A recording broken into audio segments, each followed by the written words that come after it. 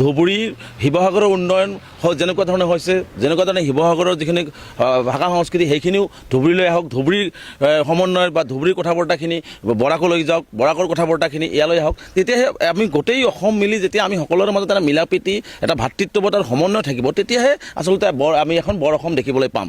গতিকে সেইটোহে আচলতে মূল কথা আছিলে। কিন্তু সেই মূল কথাটোকে বিভিন্নজনে বিভিন্ন ধৰণৰ কথা বতৰাবিলাক কৈ এনেকুৱা এটা পৰিৱেশ কৰা হৈছে যেন মই ধুবুৰীৰ মানুহখিনি শিৱসাগৰলৈ পঠাই দিছোঁ, শিৱসাগৰৰ মানুহখিনি ধুবুৰীলৈ পঠাই দিছোঁ, তেনেকুৱা এটা কথা বতৰা ক'ব বিচাৰিছোঁ। আচলতে মই তেনেকুৱা ধৰণৰ কথা বতৰাবিলাক আচলতে কোৱা মোৰ বক্তব্যত নাছিলে। গতিকে মই সকলোকে আহ্বান জনাইছোঁ যে মোৰ বক্তব্যখিনি আপোনালোকে সম্পূৰ্ণভাৱে ভালকৈ যদি মন দি শুনে নিশ্চিতভাৱে তাত পাব যে মই প্ৰথমৰ পৰা মিলা প্ৰীতি আৰু বৰ অসম গঢ়াৰ কথা কৈছিলোঁ। সকলো জাতি জনগোষ্ঠীৰ সম উন্নয়ন, সমমৰ্যাদা, সমবিকাশ হওক, প্ৰতিখন জিলাই একেলগে একত্ৰিতভাৱে একে শাৰীতে উন্নয়নৰ শিখৰত আগবাঢ়ি যাওক, এইটোৱে আচলতে মূল লক্ষ্য আৰু উদ্দেশ্য আছিলে কথাটোৰ। গতিকে সেইটো কথাকে আচলতে তেওঁলোকে বেলেগ ফালে মানে লৈ যাবলৈ চেষ্টা কৰা হৈছে। গতিকে এনেকুৱা ধৰণৰ মোৰ বক্তব্যটোক তেনেকুৱা ধৰণে লৈ নাযাবৰ কাৰণে সকলোকে মই আহ্বান জনাইছোঁ।